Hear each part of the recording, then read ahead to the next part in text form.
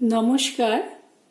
আজ আমি তৈরি করব বাসক পাতার কাত। সর্দি কাশি হলে এই বাসক পাতার কাতটা কিন্তু ভীষণ উপকারী, এবং যদি সর্দি কাশির হাত থেকে বাঁচতে হয় তাহলে শীতকালে এবং যখন মনে হয় সিজন পরিবর্তনের সময় যখন মনে হয় যে সর্দি কাশি হতে পারে, এই সময় এই বাসক পাতার কাত খেলে কিন্তু আমরা সর্দি কাশির হাত থেকে রক্ষা পাবো। আর সেই জন্যই আমি আজকে তৈরি করছি। আমি মাঝে মাঝেই তৈরি করি, আজকেও আমি তৈরি করছি এই বাসক পাতার কাত। বাসক পাতার কাত তৈরি করাটা দেখে যদি আপনাদের ভালো লাগে তাহলে আপনারা অবশ্যই আমার চ্যানেলটাকে সাবস্ক্রাইব করবেন এবং বন্ধু বান্ধব আত্মীয় স্বজনের সঙ্গে শেয়ার করতে ভুলবেন না প্লিজ। আমি তৈরি করাতে চলে যাচ্ছি। সমস্ত জিনিসগুলো ভালো করে ধুয়ে নেব, তারপরে আমি আসছি। এখন আমি এই বাসক পাতাগুলোকে ভালো করে ধুয়ে নিয়েছি, এবার কেটে নেব। একটু কুচিয়ে কেটে নেব।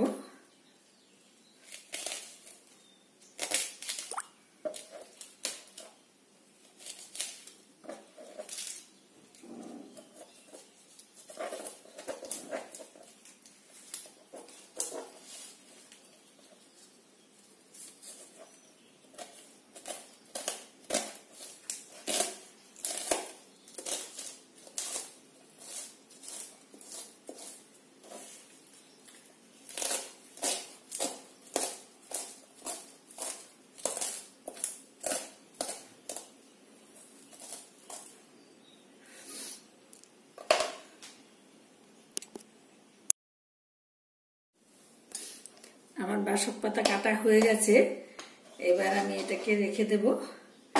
এখন আমি নিয়ে নেব একটা হামানদিস্তা। এটার নিচে একটা কিছু দিয়ে নিতে হবে।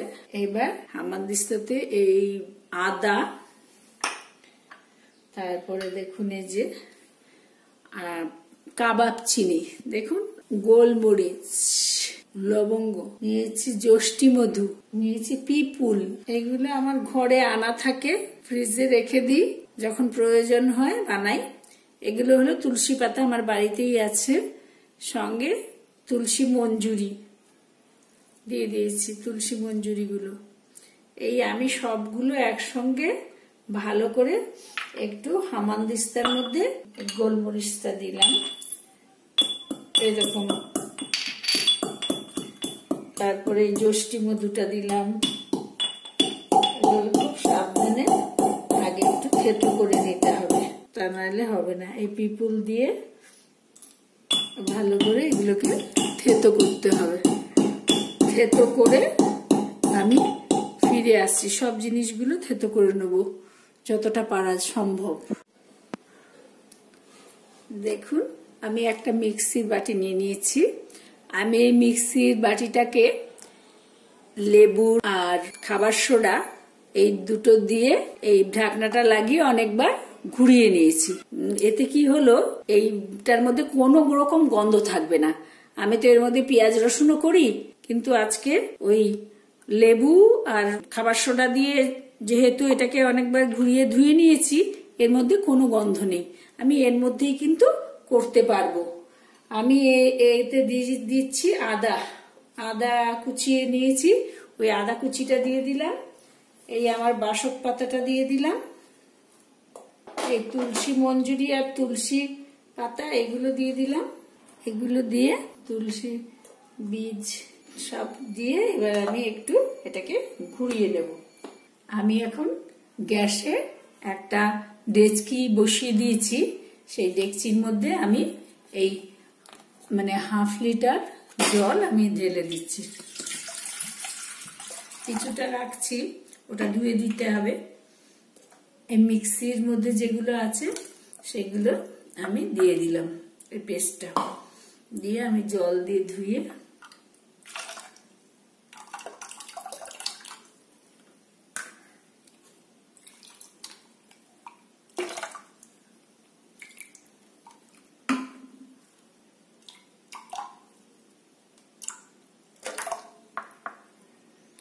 আমি দিয়ে দিলাম।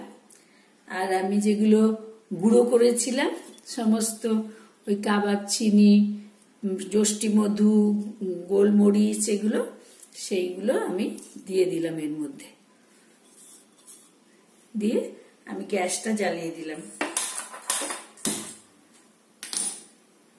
আমি এটাকে নেড়ে দেব আর এটা ফুটতে থাকবে।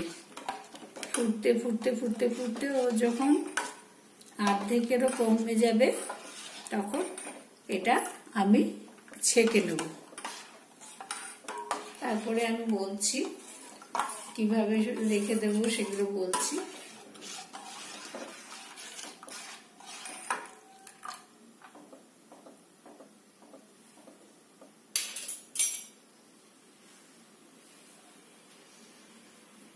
এটাকে কিন্তু একটু নাড়তে হবে, একভাবে রেখে দিলে হবে না, ও মানে ফুলে ফুলে উঠবে, চারদিকে ওই পাত্রটার গায়ে সব লেগে যাবে।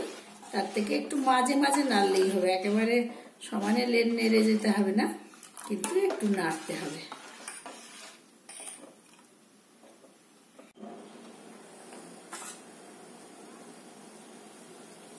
দেখুন আমার এটা ফুটছে, অনেকক্ষণ ধরেই ফুটছে, আর এটা প্রায় আধ ঘন্টা ধরে আমি কমিয়ে কমিয়ে রেখে দিয়েছি, কারণ যেই বাড়াবো অমনি ওটা উতলে পড়ে যাবে।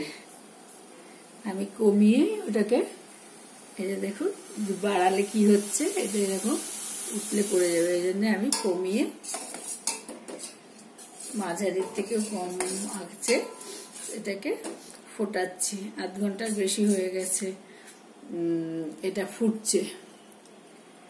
এইভাবে ফুটতে ফুটতে এটা প্রায় অর্ধেক হয়ে গেছে। আমার যতটা মানে দাগ রয়েছে যেখান থেকে শুরু হয়েছিল এখন অর্ধেকে কম হয়ে গেছে। আমি এখন এটাকে বন্ধ করে দেব। কিন্তু এটা খাবার সময় মধু দিয়ে খেতে হবে। আর আমি এর মধ্যে তাল মিছরি বা মিছরিও দিই, কিন্তু আজকে আমার কাছে মিছরিটা নেই, তাল মিছরিও নেই। আমার কাছে তাল গুড় আছে, সেই তাল গুড় আমি দিয়ে দিচ্ছি। দেখুন কৌটোতে পাওয়া যায় তাল গুড় পাওয়া যায় এরকম কৌটোতে, সেই গুড়টা আমার কাছে আছে। আমি এই তাল গুড় কিছুটা আমি আজকে দিয়ে দিচ্ছি। এরকম আমি খানিকটা তাল গুড় দিয়ে দিচ্ছি।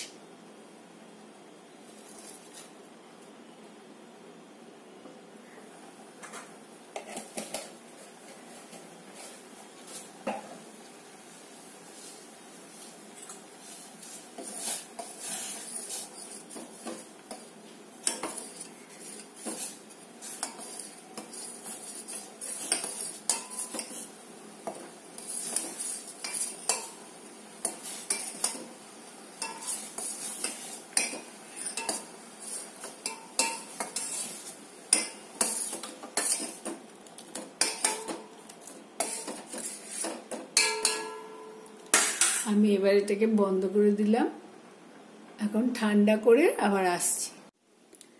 এখন আমার এই কাপটা ঠান্ডা হয়ে গেছে। আমি এটাকে এই পাত্রটার মধ্যে ঢেলে রাখবো। আমি একটা কাপ নিয়েছি, এই কাপটা আমি কিন্তু আগে থেকে ধুয়ে টুয়ে শুকনো করে নিয়েছি। এটার মধ্যে কোনো জল নেই, এই ছাঁকনিটাও ধোয়া এবং শুকনো।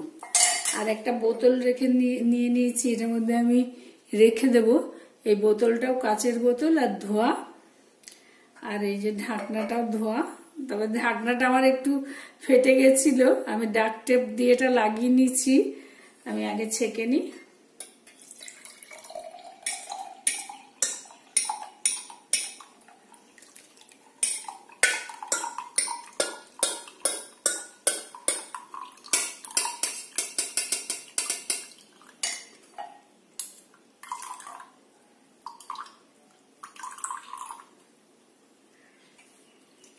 আমার 250 থেকেও কম হয়েছে। এইখানে আসলে 250 হতো, এই জায়গাটা আসলে সেটা হয়নি, 250 থেকেও কম হয়েছে। আমার মানে এইভাবেই অনেকটা মানে অর্ধেকেরও কম করে নিতে হবে, তা নাইলে কিন্তু হবে না। অন্তত পক্ষে অর্ধেক তো করতেই হবে। আমি আরো বেশি করে নিয়েছি, আর এরকম ছেঁকে এটা একদম পুরো রসটা বের করে নেবেন। আর এটাও তাই।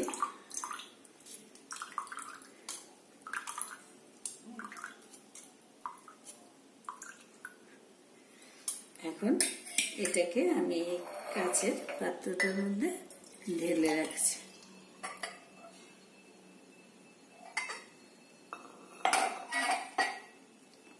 এটাকে ঠান্ডা করে মুখ আটকে রেখে দিলাম। এটা আমি ফ্রিজে রেখে দেব। আমরা আরো যদি বেশি করে করি তাহলে একটু বেশি করেও করা যায়। এবার সকাল সন্ধ্যে দুবেলাই খাওয়া যায়, অথবা সকালবেলা খালি পেটে এটার থেকে 2 চামচ, মানে বড় চামচে, ওই যেটা আমরা টেবিল স্পুন বলি, সেরকম 2-3 চামচ নিয়ে তার মধ্যে একটা লোহার শিক পুড়িয়ে একটু গরম করে নিতে হবে। ঠান্ডা কখনোই খাওয়া যাবে না। এবারে ওইটা গরম করে একটা লোহার শিক পুড়িয়ে গরম করলে সেটা আমরা দেখেছি ছোটবেলা থেকেই, তাতে নাকি জীবাণু নাশ হয় এবং ওটা খুব ভালো। আর তারপরে সেইটা গরম হয়ে গেলে একটু মধু দিয়ে আপনারা খেয়ে নেবেন। আমরা ছোটবেলা থেকে এগুলো আমার মা করতেন, এখনো করেন আমার মা, করে এরকম আমাদেরও বলে দেন। মা অনেক সময় পাঠিয়ে দেন করে।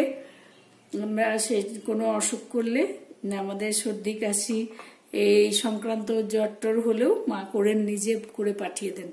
এটা আজকে এইভাবে করে ফ্রিজে রেখে দেবেন, রোজ সকালে খাবেন। আর যদি এত সব করার ঝামেলা না মানে পোষায়, তাহলে একটু বাসক পাতা রোজ সকালবেলা থেতো করে আদার রস দিয়ে আর একটু মধু দিয়ে খেয়ে নেবেন, সেটাও কিন্তু খুব উপকারী।